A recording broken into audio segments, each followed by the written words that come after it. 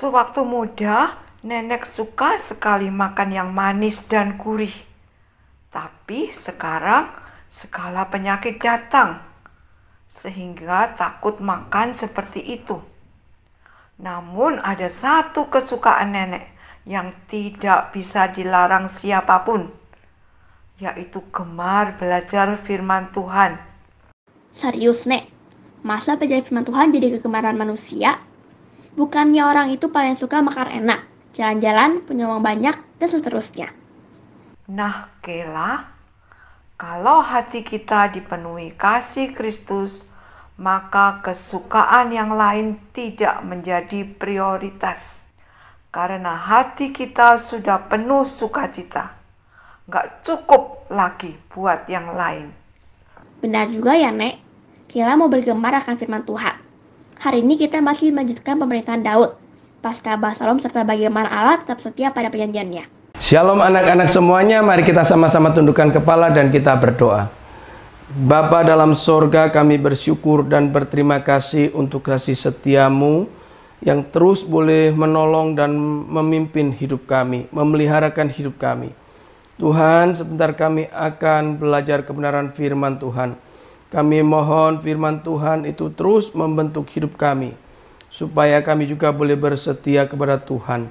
Dan melalui kebenaran firman Tuhan, hidup kami boleh senantiasa menjadi orang-orang yang memiliki kemampuan berjalan kemana Tuhan mengarahkan hidup kami. Dalam nama Tuhan Yesus kami berdoa, amin. Anak-anak yang dikasihi Tuhan, pada suatu saat orang-orang Israel terjadi selisih paham dengan orang-orang Yehuda. Selisih paham itu adalah orang-orang Israel merasa paling berhak untuk mengantarkan Raja Daud menuju ke Yerusalem karena mereka merasa adalah yang lebih tua dibandingkan daripada orang Yehuda. Tapi pada kenyataannya, orang Yehudalah yang mengantarkan Raja Daud menuju ke Yerusalem. Nah, saat itu orang-orang Israel dipimpin oleh Seba bin Bikri dari suku Benyamin. Dan saat itu Seba bin Bikri meniupkan sangkakala dan setelahnya mengeluarkan kalimat, "Kita tidak mendapatkan apa-apa dari Daud. Kita tidak mendapatkan warisan apa-apa dari anak Isai." Ini adalah kalimat-kalimat yang merupakan pemberontakan, kalimat-kalimat yang menunjukkan tidak lagi setia kepada Raja Daud.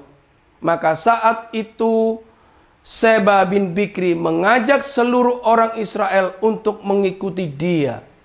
Dan orang-orang Yehuda mengantarkan Raja Daud menuju ke Yerusalem.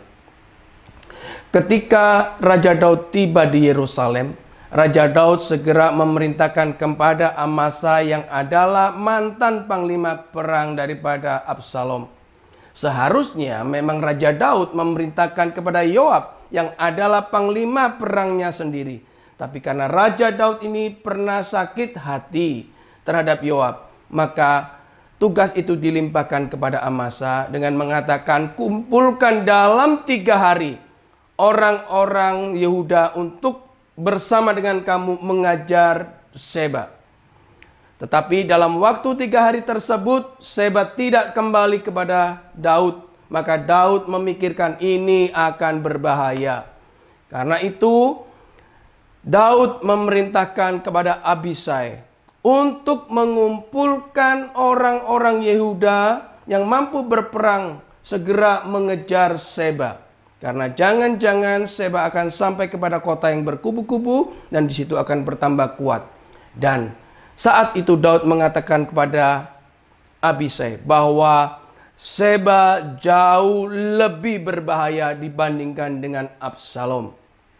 Maka segera Abisai ini mengumpulkan orang-orang Yehuda dan menuju ke satu tempat di mana Abisai sedang berjalan. Maka ketika Yoab, orang Pleti dan orang Kreti tahu bahwa Abisai ditugaskan, maka ketiganya bergabung dengan Abisai. Dan mereka mengadakan perjalanan sedang mengejar Seba. Tetapi ketika mereka sampai di satu batu besar yang ada di daerah Gibeon, Yoab ini bertemu dengan Amasa. Ketika mendekati Amasa, maka Yoab menusuk perut daripada Amasa dan terburailah isi perutnya. Maka ketika itu dilihat oleh orang-orang yang mengikuti Yoab, ada satu orang berdiri dengan mengatakan, "Siapa yang mau mengikuti Yoab? Siapa yang mau mengikuti Raja Daud? Maka ayo segera berjalan mengejar Seba." Dan saat itu semua orang masih berdiri dan terheran-heran karena melihat daripada Amasa yang sedang terburai perutnya. Tetapi setelah mayat atau jenazah daripada Amasa ini dipinggirkan dan ditutup dengan kain, maka segera seluruh orang-orang Yehuda ini mengikuti Yoab untuk mengejar Seba. Ketika itu Seba sedang ada di Abel Bet Maaka dan Yoab tahu bahwa Seba ada di dalam situ. Tetapi orang-orang Israel yang mengikuti Seba, mereka sedang menumpuk tanah menjadi satu tembok untuk menjadi satu benteng. Dan sebaliknya, orang-orang daripada Yoab ini menggali supaya tumpukan tanah itu menjadi runtuh. Wah, ini menunjukkan bahwa perang saudara sebentar lagi terjadi. Tapi ada satu waktu saat itu, ada seorang perempuan bijaksana yang sedang berseru, "Dengarlah, dengarlah. Perintahkan agar Yoab datang kemari." Maka segeralah Yoab mendekati perempuan bijaksana tersebut. Dan perempuan bijaksana itu bertanya, "Apakah engkau Yoab?" Yoab menjawab, "Ya, betul." Maka perempuan ini juga bertanya, "Apakah engkau akan menelan habis milik pusaka Tuhan?" Maka Yoab menjawab, "Jauhlah, jauhlah dari kami untuk menelan atau menghabiskan atau membinasakan kota ini. Kami datang ke sini ini hanya untuk menangkap Seba yang tangannya terulur melawan Raja Daud." Maka perempuan ini menjawab, "Ya, kalau itu yang kau mau, aku akan masuk ke dalam kota itu dan nanti kepala daripada Seba aku akan lemparkan dari belakang tembok ini." Maka Yoab mengatakan, "Ya, kalau itu yang dikerjakan, maka aku tidak akan membinasakan kota ini dan aku akan kembali ke Yerusalem." Maka perempuan bijaksana ini masuk ke dalam kota Abel Bet Maaka dan mengumpulkan seluruh rakyat Israel dengan kalimat yang bijaksana. Maka rakyat Israel ini atau bangsa Israel ini setuju bahwa Seba ditangkap dan kepalanya dipenggal. Segera dilemparkan ke belakang tembok, maka diambillah oleh Yoab.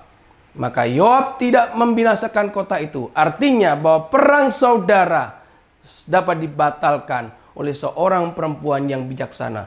Segera maka Yoab kembali kepada Raja Daud yang ada di Yerusalem. Maka saat itu juga Daud kembali mengangkat Yoab menjadi panglima perangnya. Anak-anak yang dikasihi Tuhan, dari cerita ini kita bisa tahu bahwa Allah yang Maha Kuasa dan Allah yang berdaulat, Allah yang juga memegang kendali atas sejarah ini, sedang mengembalikan, memulihkan kekuasaan Raja Daud untuk bertakhta kembali di Yerusalem dan memerintah seluruh umat Israel. Puji Tuhan, itu semua karena Allah memandang benar Daud sebagai Raja Israel. Amin. Mari kita sama-sama tundukkan kepala dan kita berdoa. Bapa dalam surga, kami bersyukur dan berterima kasih karena kasih setia Tuhan yang tidak pernah berubah. Tuhan memeliharakan Daud sebagai raja untuk kembali memiliki tahtanya. Tuhan, sekalipun ada orang-orang yang melawan, yang memberontak kepada Raja Daud yang Engkau pandang benar, maka Tuhan sendiri yang akan melindunginya. Tuhan sendiri yang akan memeliharanya. Dan Tuhan sendiri yang akan memulihkan seluruh taktanya. Demikian juga kami berterima kasih Tuhan, kalau Engkau memandang kami sebagai orang yang benar, sekalipun kami orang yang berdosa, maka Engkau juga yang akan memeliharakan kami dan melindungi kami. Dalam nama Tuhan Yesus kami berdoa. Amin.